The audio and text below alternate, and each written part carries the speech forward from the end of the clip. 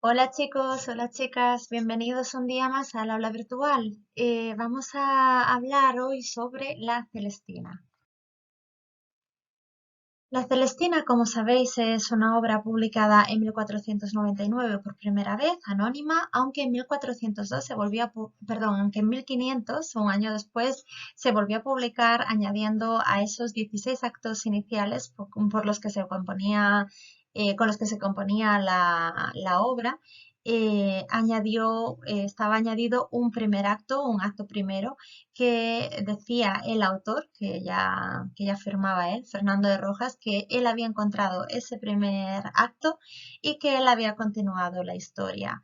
No sabemos realmente si esto es cierto o es solamente una estrategia del autor para intentar crear polémica y por lo tanto interés sobre la obra, algo que era muy propio en aquel entonces. Pero bueno, los expertos creen que probablemente sea fidedigno lo que cuenta Fernando de Rojas en este prólogo, puesto que, bueno, han detectado diferencias de estilo, etcétera.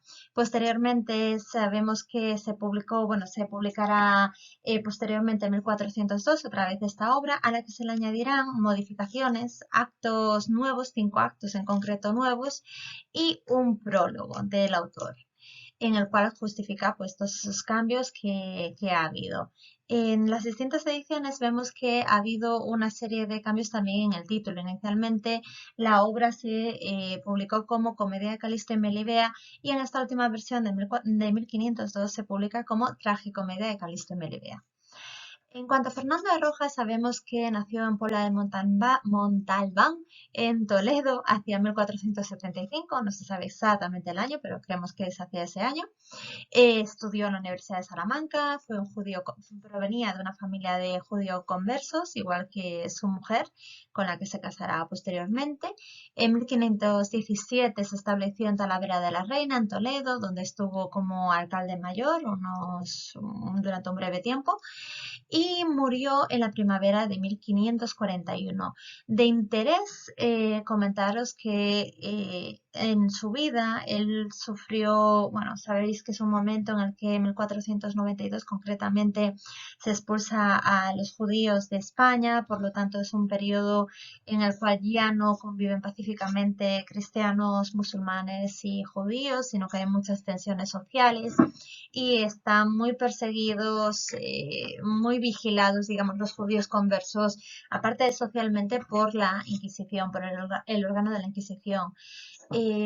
Su mujer, de hecho, bueno, su suegro concretamente fue acusado de falsa conversión, de seguir siendo realmente judío, aunque se había convertido digamos, de puertas para afuera, ¿vale? De hecho, él tuvo que acudir en defensa de su suegro, puesto que había estudiado leyes y se le puso también un poco en tela de juicio porque se sospechó que fuera él también, digamos, un falso judío converso. Entonces, bueno, como anécdota de historia de vida, os puede resultar interesante, sobre todo teniendo en cuenta cuestiones que trata la obra. Vamos a ver, en cuanto al género, la adscripción de la Celestina a un género concreto es un poco complicada. ¿Por qué? Porque no es ni narrativa ni es teatro, aunque se tiende a considerar más bien teatro. Se considera narrativa en cuanto al libre tratamiento del espacio y el tiempo, a que no tenemos unas escenas dramáticas en sí, sí que se divide la obra en actos, pero no en escenas, no nos aparece como escena 1, escena 2, escena 3, sino que lo único que nos aparecen son cambios en la escena, o sea, en el escenario, digamos, en cuanto al lugar, por ejemplo, donde están o los personajes, pero realmente no se marca como escena 1, escena 2, escena 3. Aparte, no hay acotaciones en esta obra. En estos espacios que normalmente aparecen entre paréntesis o en cursiva, que nos indican pues que tienen las acciones que tienen que hacer los actores en la representación del personaje o cómo tienen que enunciar determinadas partes del diálogo. Los personajes son redondos, es decir, son personajes, como habíamos dicho, os había explicado esto en el vídeo anterior, son personajes con profundidad psicológica, que aparte hay una evolución de estos personajes a lo largo de la historia, y el carácter, por lo tanto, parece ser irrepresentable, ¿de acuerdo? Es decir, no parece que por la extensión de la obra, es una obra muy extensa, que en principio parece que sería algo, acabaría siendo algo muy largo de representar, y bueno, básicamente no da la sensación de que pueda haber una representación normal de esa obra, que no da pie a ello, digamos. En cuanto a teatro, se cree que puede ser teatro porque no hay un narrador, a diferencia de lo que correspondería a la narrativa. Los personajes hablan directamente, de hecho tenemos Melibea 2 puntos, Calisto 2 puntos y el diálogo en estilo directo, y son sus palabras las que van creando la realidad, puesto que no hay acotaciones para indicarnos dónde estamos. La escena, el cambio de escenario nos lo dan el propio diálogo de los personajes. Y en la lectura se cree que estaba destinada a una lectura colectiva, probablemente en el ámbito universitario, en el ámbito de un aula, en el cual pues se iba leyendo la obra en alto para que los diferentes alumnos pudieran pues a lo largo de las clases ir asimilando el mensaje que transmite la obra, la enseñanza que pretende transmitir la obra, como veremos luego más adelante. Y por otro lado, parece que sigue los modelos de la comedia romana y de la comedia humanística italiana. En cuanto a los temas y a los tópicos, vamos a empezar hablando de los temas. Los temas centrales son el amor, la muerte, la ambición y la lucha de clases. Veremos después en el argumento un poquito más concretamente cada uno de ellos, pero bueno, debemos saber que la historia de la Celestina es la historia de amor entre dos jóvenes, Calisto y Melibea. Es una historia de muerte porque varios personajes... Primero, tengo que hacer un inciso aquí, ¿vale? Si alguien está viendo el vídeo y no ha leído la Celestina y quiere leer la Celestina, ¿vale? Gente de clase, a no ser que la queráis leer en Navidad, no pasa nada, escuchadlo, ¿vale? Pero si hay alguien que llegue a este vídeo que no es de nuestra clase y que quiera leer la Celestina, por favor, para aquí porque hay spoilers, ¿vale? Va a haber spoilers, así que ya aviso que si alguien tiene interés en leerse la Celestina, para el vídeo, no sigas viéndolo, léete la Celestina y luego si quieres escuchas este comentario, ¿vale? Venga, continuamos. Entonces, decía, hay varios personajes que acaban falleciendo, tanto los protagonistas, Calisto y Melibea, llevados por el amor irrefrenable, la pasión irrefrenable, como algunos personajes secundarios como la propia Celestina y los criados de Calisto, Pármeno y Parmenio y Sempronio, que fallecen llevados por su ambición, ¿vale? Y de ahí el tercer tema, la ambición. Buena parte de estos personajes, sobre todo los personajes del mundo de los criados, se mueven por ambición, por deseo, o bien económico, la mayoría económico, y otros por otros beneficios que pueden obtener a mayores.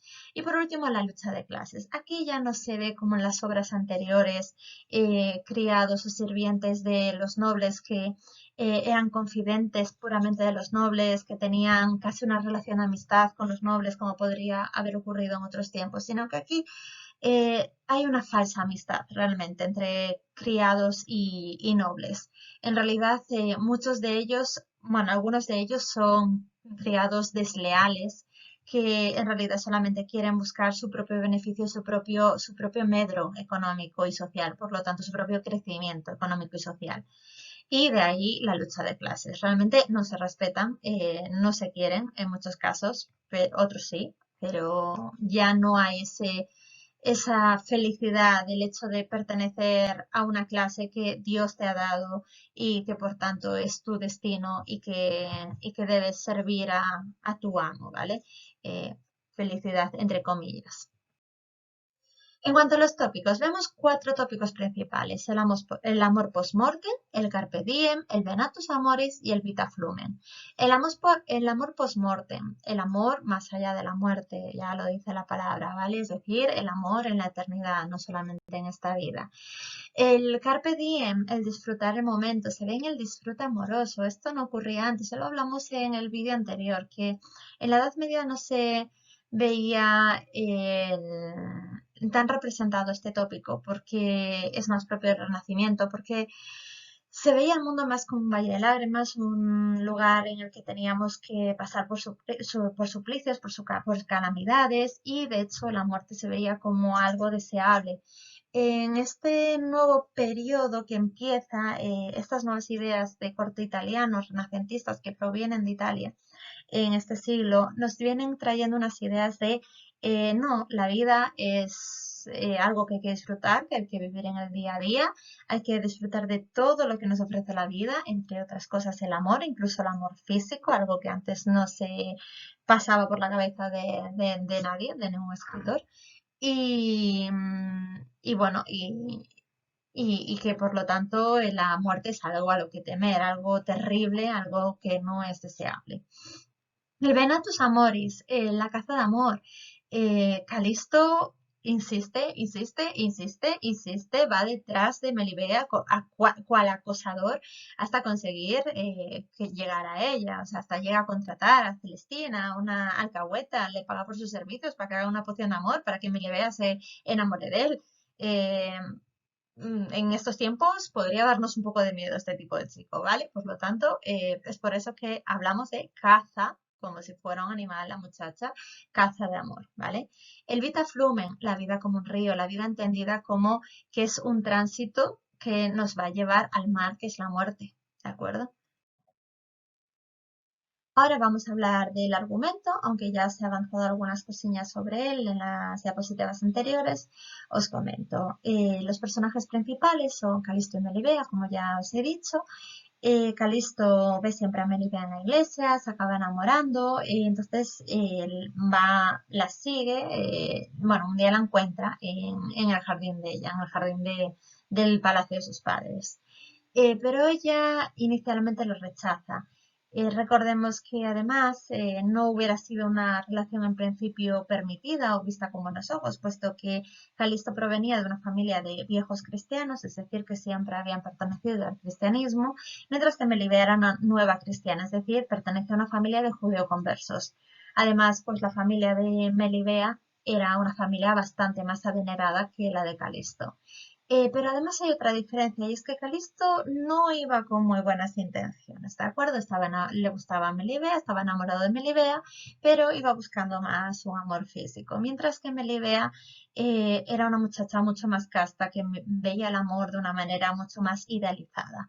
Entonces, inicialmente por todo este conjunto de razones, ella lo rechaza y desolado, pues se vuelve a su palacio Calisto y Sempronio, uno de sus criados, su criado menos fiel, lo ve destrozado y con su falsa amistad le ofrece pues hablar con la vieja Celestina, que es una alcahueta que él conoce y que le puede ayudar a solventar su problema. Pármeno, que es el otro criado cercano, digamos, de Calisto, no está nada de acuerdo con este plan y así se lo hace saber a su amo, le dice que no es, que la vieja Celestina no es plato de buen gusto, que no anda en negocios limpios, por así decirlo, y que no debería de hacer caso a Sempronio y que se olvide de la señora. No obstante, finalmente acaba yendo, Sempronio le intenta convencer a Pármeno de que no se meta en medio, de que lleven a Calisto a ver a la Celestina, etcétera, etcétera. Y bueno, al final acaban yendo a ver a la Celestina. La Celestina acuerda con Calisto, porque Calisto le da una cadena de oro y le da una serie de beneficios económicos. Y la Celestina acuerda con él en aceptar ese trabajito, digamos, y ayudarle a juntarlo con Melibea. Mientras tanto, Pármeno ha sido, bueno, lo convencen, la Celestina y Sempronius convencen a Pármeno de que los ayude, que confabule con ellos y que les ayude en esa especie, digamos, de entre comillas, engaño, entre comillas, para sacar beneficio, digamos, de Calisto. Y al final acaba cediendo un poco por su propio interés, porque aparte de ofrecerle la Celestina tanto a uno como a otro, parte de lo que gane, también le ofrece pues la posibilidad de relacionarse, de tener relaciones amorosas, digamos, con una de sus prostitutas, porque ella, aparte de dedicarse a juntar a personas, pues también regentaba un prostíbulo. Esta vieja Celestina pues va a visitar a Melibea con un cordón que le regala, un cordel que le regala que ha bañado en una especie de conjuro que ella hace y la convence, mezcla por convencimiento, mezcla por su magia, por sus artes oscuras, la convence de que acepte el amor de Calisto. Entonces finalmente acaba convenciéndola, Melibea accede a tener un primer encuentro con Calisto en la puerta de su casa, cada uno a un lado, y tienen una cita nocturna. En esa cita, pues ya definitivamente Melibea cae enamorada de Calisto, Calisto de Melibea y acuerdan volverse a ver. Mientras tanto, los dos criados, como ven que las cosas van bien, van a visitar a la vieja Celestina y le piden que le den su parte del dinerito. Y la Celestina les dice que no les va a dar más que la parte que ella considera porque es suficiente para el trabajo que ellos están haciendo. Ellos no están de acuerdo y acaban acuchillando hasta la muerte a la Celestina. Mientras la Celestina es acuchillada, empieza a gritar, se entera todo el barrio, llaman a los alguaciles y los van a capturar y los ajustician, matándolos también a ellos. Por tanto, estos tres personajes ya quedan fuera de la obra porque han muerto víctima de su ambición. En cuanto a Calisto y Melibea, vuelven a verse, pero las muchachas que tenían amoríos con los criados, con Sempronio y Parmeno, que además eran prostitutas en el prostíbulo de Celestina, están rabiosas, están enfadadas y deciden convencer a un criado, a Sosia, para que, bueno, no, perdón, consiguen convencer a un criado, creo que sí, creo que es Sosia, para que vaya a hacer ruido, para que vaya a molestar a los criados a los criados fieles de Calisto, mientras él está subiendo por la escalera, mientras está en la cita con Melibea. Para llegar a donde había quedado, Calisto tenía que ir a escondidas subiendo por una escalera que iba apoyada en un muro para llegar al alto del muro. Entonces, cuando él escucha, él está con Melibea, escucha que ruidos, se preocupa por sus criados y va corriendo para ayudarlos. Y mientras con el miedo y los nervios y la inquietud, con las prisas bajando por la escalera, Calisto se cae y se muere, se mata. Melibea, desolada, llora, se siente desgraciada. Desde lo alto, llega un momento en el que ya no sabe qué hacer, se sube a lo alto, a la torre más alta del palacio y justo cuando se va a tirar llega su padre, que bueno, que preocupado porque ella no respondía a sus llamadas, se asoma hasta la torre y ella le impide acercarse más y le explica todo lo que ella le pasaba, ¿no? Que se había enamorado de Calisto, lo que le había pasado a Calisto y que su vida ya no tenía sentido. Y antes de que su padre pueda hacer nada, ella se tira por la muralla, o sea, bueno, se tira de palacio abajo, básicamente. Y fallece. Y acaba la obra acaba con el planto, es decir, el monólogo en el cual, del padre de Melibea, en el cual llora por su hija y se lamenta por no haber sido capaz de ver antes todo lo que ella sentía y lo que le estaba pasando. En cuanto a las ediciones y la estructura, ya os he dicho antes que hay una primera edición en 1499 de 16 actos llamada Comedia Calisto y Melibea, una segunda edición en 1500 donde el autor añade unos preliminares con su nombre, una tercera edición en 1505 donde, bueno, esos preliminares es ese primer acto que os decía antes, una tercera edición en 1502 donde el autor añade otros 5 actos y un prólogo, y pasa a llamarse Tragicomedia de Calisto y Melibea. Se supone, esta ya pasa a ser la versión definitiva. Y en 1518, una de las reediciones es cuando se le llama a la Tragicomedia de Calisto y Melibea, se le pasa a llamar con el nombre de La Celestina. En cuanto a la estructura, sabemos que tenemos 21 actos que se agrupan en dos partes según el contenido de la obra. Cada acto lo encabeza un argumento, que es como una especie de pequeño resumen que hacían los editores a la hora de publicar el libro. Añadían una especie de resumen de lo que iba a suceder en el acto. Y cada acto se divide en escenas, pero esas escenas, como os digo, no son escenas marcadas como escena 1, escena 2, escena 3, sino sencillamente marca el cambio de escena el movimiento de los personajes y el diálogo de los personajes. En una primera parte tenemos un encuentro de Calisto y Melibea, el encuentro entre Calisto y Melibea, la intervención de Celestina y los criados y la muerte de los tres. Y sucede la primera noche de amor, que es la que os decía del encuentro en la puerta. Y en la segunda parte predomina el tema de la venganza de las muchachas que estaban con Semprono y Pármeno. Y sucede la segunda noche de amor, la muerte de Calisto, perdón, y el suicidio de Melibea. Y por último, el llanto de Pleberio, que es el padre de Melibea. En cuanto a los personajes, vamos a diferenciar entre los nobles y los criados. Dentro de los nobles destacan Calisto y Melibea por un lado, ya os he comentado un poco sus orígenes, y que mientras Calisto es como ejemplo de un comportamiento inadecuado, y les había comentado, cegado por la pasión, Melibea destaca por la pureza de sus sentimientos. Y Plebeyo y Alisa son el padre y la madre de Melibea.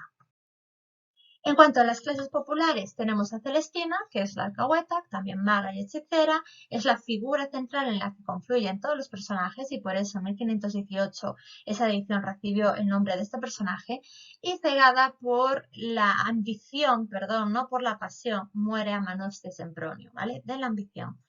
Areusia y Elicia son prostitutas bajo el mando de Elicia y son los amantes respectivamente de Sempronio y de Pármeno. Y los criados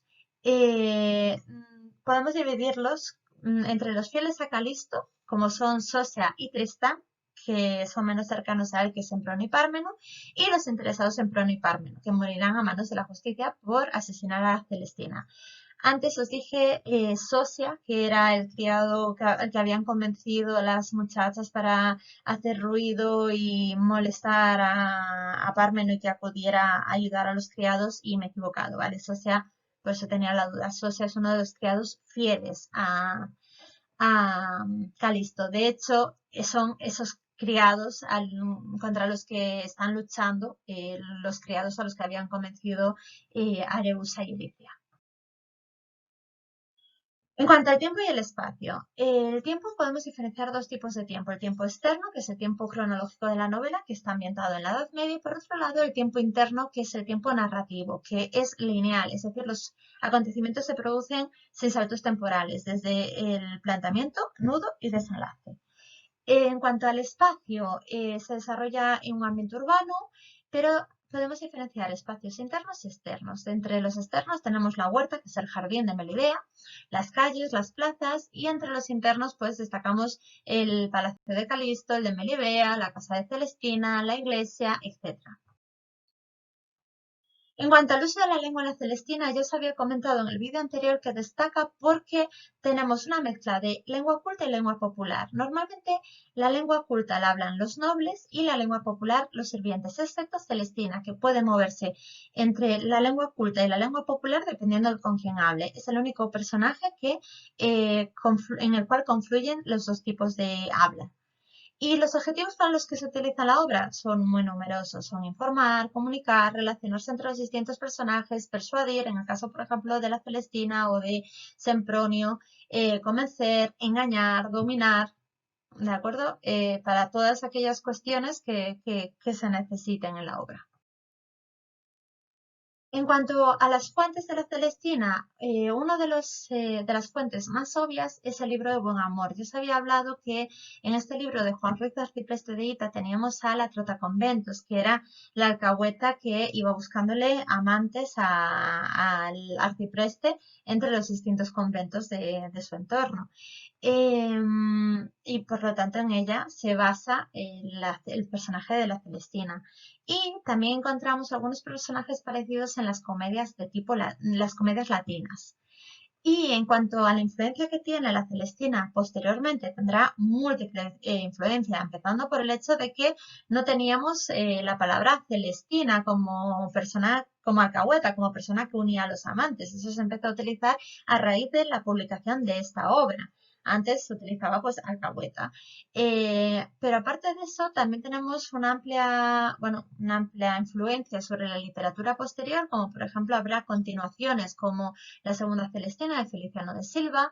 También habrá personajes similares en obras como La Dorotea o El anzuelo de Fenisa de Lope de Vega. También estará presente en la novela picaresca. Fue traducida a múltiples idiomas a lo largo del siglo XVI, como por ejemplo italiano, alemán, francés, holandés. En múltiples ocasiones se ha adaptado cinematográficamente, aunque bueno, sí que os pongo ahí que las versiones que se han hecho no han tenido mucho éxito. La última de ellas en España es la obra de la Celestina, en la cual participa Penélope Cruz. Pero bueno, es una adaptación de los años, creo que de los años 90 y no tuvo mucho éxito tampoco. En cuanto a la pintura, también autores tan grandes como Picasso nos han dejado pues retratos, digamos, de la Celestina, entre ellos, por ejemplo, de su época azul, pues el retrato que hay de Picasso. Pero bueno, también tenemos muchos otros cuadros en los que se representa la Celestina, como por ejemplo el dibujo que visteis en la portada de esta presentación. Y ya estaría. Hasta aquí todo lo que os tengo que comentar sobre la Celestina. Espero que no se os haya hecho muy largo, porque ha sido un vídeo largo, lo sé. Pero bueno, espero que os haya sido de utilidad. Recordad que la Celestina es muy, muy, muy, muy, muy importante en este periodo, ¿vale? Y nada, y hasta aquí os dejo. Nos vemos en el siguiente vídeo, chicos. Un saludo y hasta luego. Chao, chao.